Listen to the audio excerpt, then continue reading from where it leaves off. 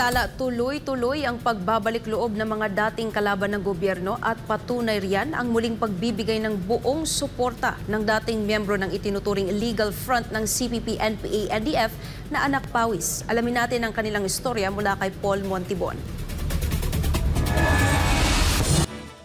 Parehong mahigit sa 20 taon nang naninilbihan bilang kasapi ng Anak Pawis, sina Aling Lourdes at Aling Aurea, nang maisipan ng mga ito na magbalik loob na sa pamahalaan.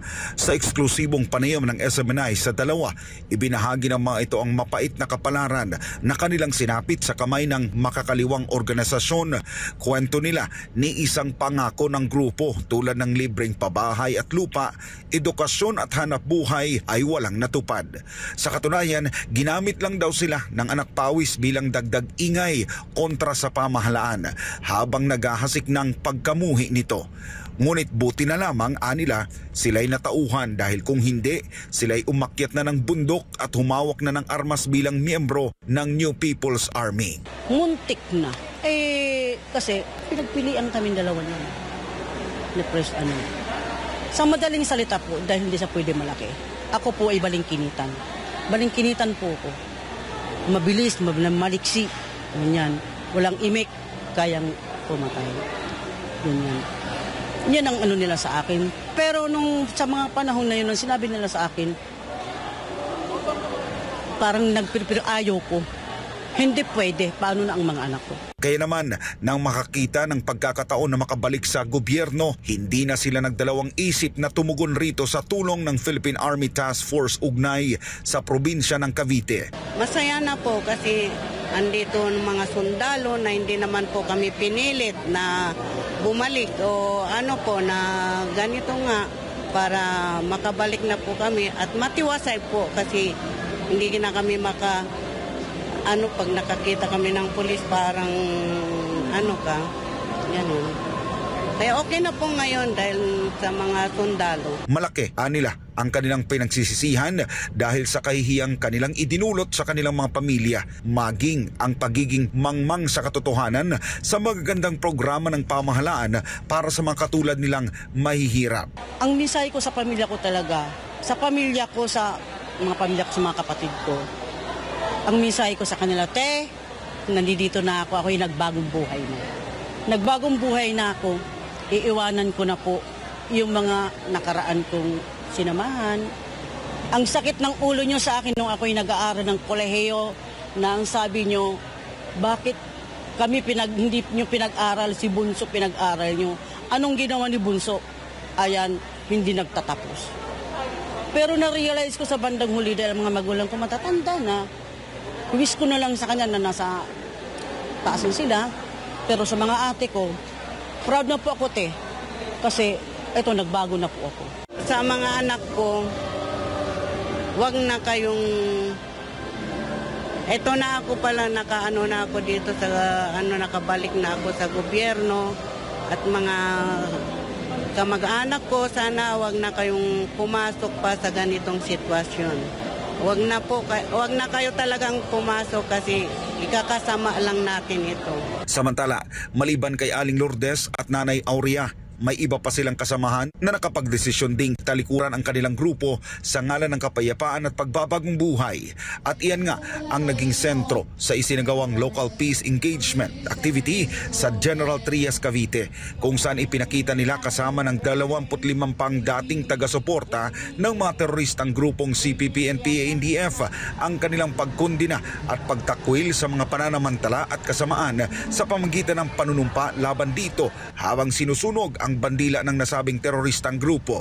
Ayon sa militar, ang nasabing mga dating miyembro ay sangkot sa mga rally at pagkundina sa gobyerno sa iba't ibang isyu gaya ng kahirapan, kawalan ng trabaho o hanap buhay. Sa isa pang panayam, dahil sa sunod-sunod na pagbabalik loob sa gobyerno ng marami sa mga dating kasapi ng teroristang grupo, ang hindi magtatagal ay anilay tuluyan ng mabubura ang komunistang teroristang kilusan na ito sa Pilipinas. Sa amin, sa Task Force Ugnay, ang aming lugar ay ang Cavite at ang kalahati ng Laguna. Dito naman sa mga lugar na to, ang armadong grupo ay wala na rito Ngunit ang ating binabantayan ngayon, yung tinatawag nating recruitment, resource generation.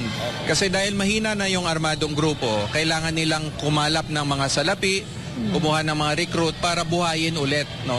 Kaya itong mga grupo ng mga kabataan, dito mga manggagawa, ito yung ating mga ine-engage ngayon dahil ito yung mga pinagmumulan ng mga recruit. Sa ngayon, pinoproseso na ang mga benepisyo mula sa pamahalaan, kabilang na ang regular na trabaho at pagkakaroon ng pagkakakitaan. Kami nagpapasalamat na sa tulong ng ating local government, itong grupo na ito ay ngayon nasa panig na sila na ating gobyerno at ang kanilang galing at ang kanilang talino, tinutulong nila sa kanilang community. Hindi na nila kailangan pumunta sa ibang lugar para makahanap ng solusyon sa kanilang mga problema. Samantala, may pakiusap sa Senado ang malalaking employers group sa bansa laban sa panukalang 100 pisong dagdag sahod across the board sa pribadong sektor. Kung ano ito, alamin natin sa report ni MJ Mondihar. Lusot na sa second reading sa Senado ang panukalang batas na magkakaloob ng 100 pisong dagdag sahod across the board sa mga pribadong manggagawa sa bansa. Ayon kay Senate President Mig Zubiri, Valentine's gift nila ang panukala sa lahat ng mga manggagawa. Kaya ang call center agent na si Sandra, pabor na pabor dito. Yes po, kasi di ba may mga trans po kami. Then yung pagkain namin, syempre ang mahal ng bilihin ngayon.